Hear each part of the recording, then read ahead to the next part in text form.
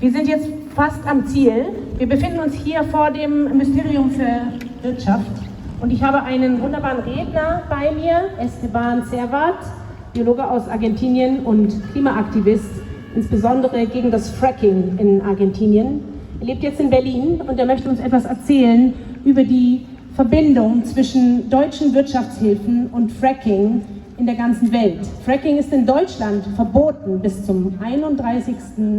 Dezember 2021 nur zu Forschungszwecken erlaubt. Unserer Bundesregierung ist es eindeutig ein bisschen zu gefährlich, in diese Technologie, die wirklich unabsehbare Risiken für Umwelt und Menschen beinhaltet, großflächig zu investieren. Aber wir bauen dafür Terminals, um das Gas, was wir dann in anderen Ländern durch Fracking gewinnen, zu importieren und unseren Energiebedarf damit zu decken. 2019 gab es eine Petition von Fridays for Future mit 100.000 Unterschriften gegen diese Förderungen deutscher Wirtschaftsgelder in Fracking-Technologien im Ausland. 100.000 Unterschriften. Der Bundestag inklusive der Grünen hat dagegen gestimmt und ist der Meinung, dass wir nach wie vor diese Technologie unbedingt brauchen. Wir denken das nicht. Wir denken, dass das ein ganz gefährlicher Irrweg ist und Esteban wird uns darüber etwas näher erzählen. Herzlichen Applaus für Esteban! Hello everybody, it's very nice to be here with you. My name is Esteban, I'm from Argentina. I'm a scientist and I had to leave my country for fighting the environmental crimes of German companies and other European companies that do in the global south what they are now not allowed to do in their own home countries. In this case, I'm here to tell you specifically about fracking and the story of a frontline resistance and how we can come together, and also a story of hope and how much power and potential Extinction Rebellion has when the movement comes together through the activists all over the world in international solidarity.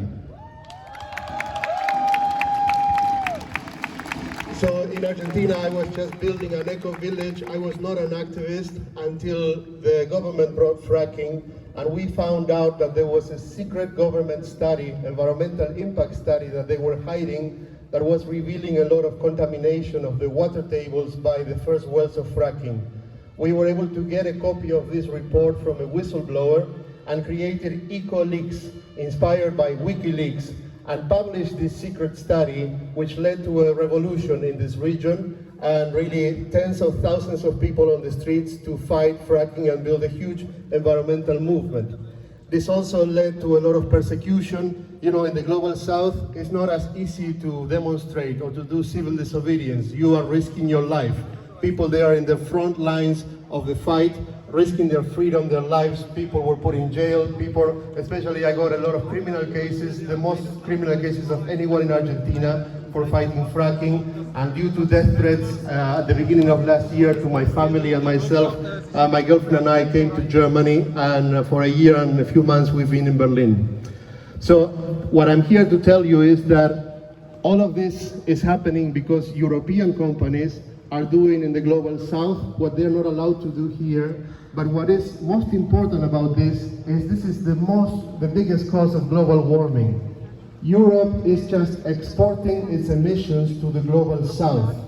Germany is a leading hypocrite. The government is lying to you and is giving you emergency declarations and climate agreements and the Paris Agreement, but underneath, behind your back, is building infrastructure to import fossil fuels that are even worse than coal, and that's what I'm here to tell you about. So you may know what fracking is, but I will briefly explain. Fracking is something that was developed in the early 2000s to save the fossil fuel industry from extinction and in turn take us all into extinction. Because fracking was developed to save, as the world was supposed to reach a peak oil time when the production of oil was going to peak and there will be no more, so the price was going to go up over time, leading investment to eventually go more and more into renewables as the price of oil would be more and more expensive.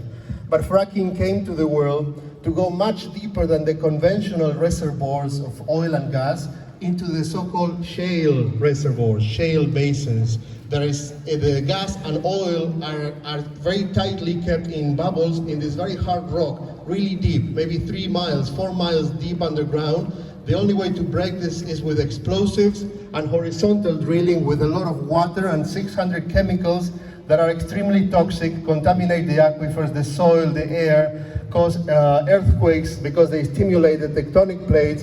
And in my country, children are dying of leukemia at a rate that is 3 times the number of the national average where the fracking wells are taking place by German companies, like Wintershall. Wintershall is the biggest independent oil and gas company of Europe and is headquartered in Kassel. And most people never heard about it. This silence is not, this invisibility does not come for free. Wintershall is invisible because they're spending billions of euros in lobbying, in buying the politicians and in buying the media so that you don't hear about their environmental crimes. They're all over the world. They're a major climate criminal like Shell, like Total, which we must stop immediately, because what they're doing is, you know, there is this lie in Europe that everyone or most of the general public thinks now that gas is the future, is a bridge to a transition fuel. But gas is a bridge to nowhere. The science shows very clearly that gas, the carbon footprint of gas, is actually worse than coal.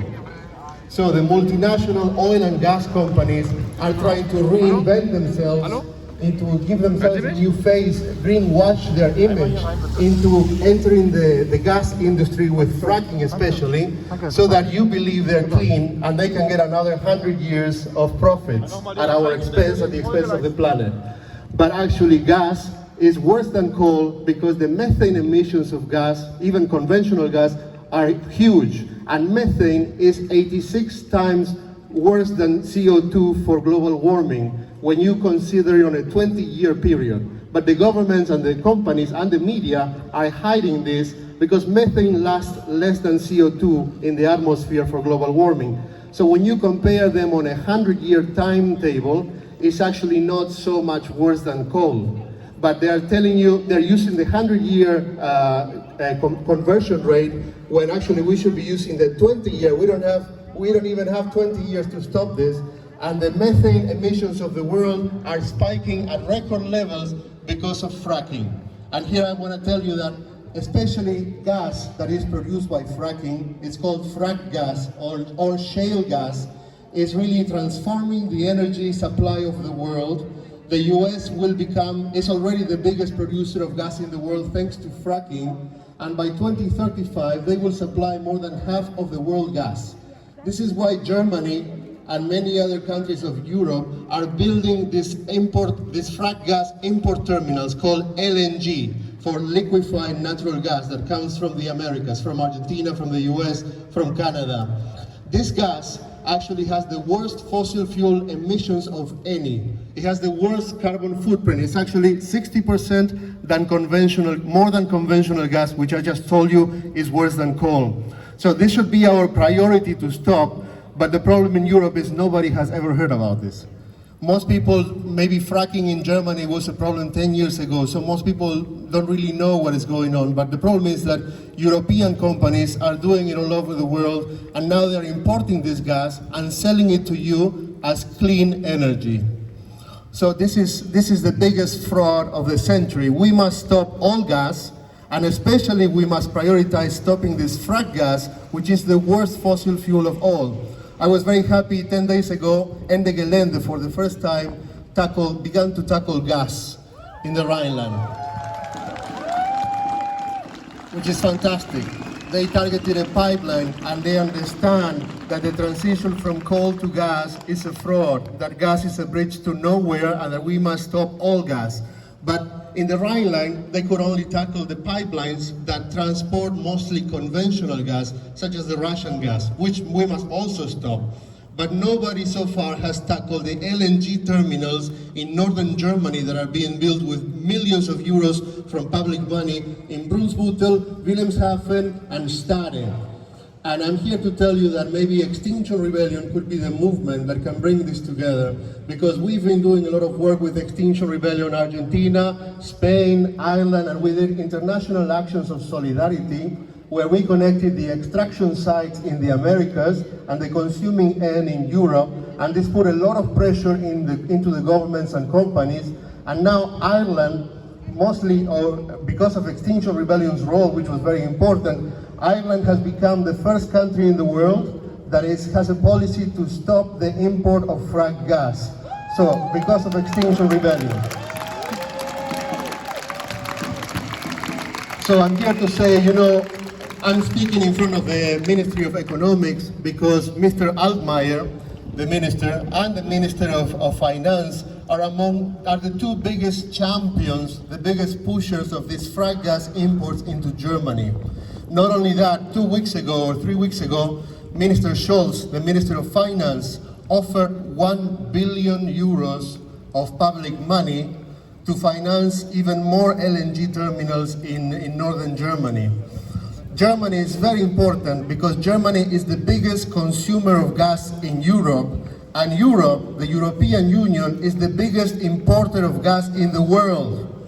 So if we can set the example in Europe, it will literally trickle down into other countries where they will follow this example, just like Ireland is doing, but Germany is absolutely strategic.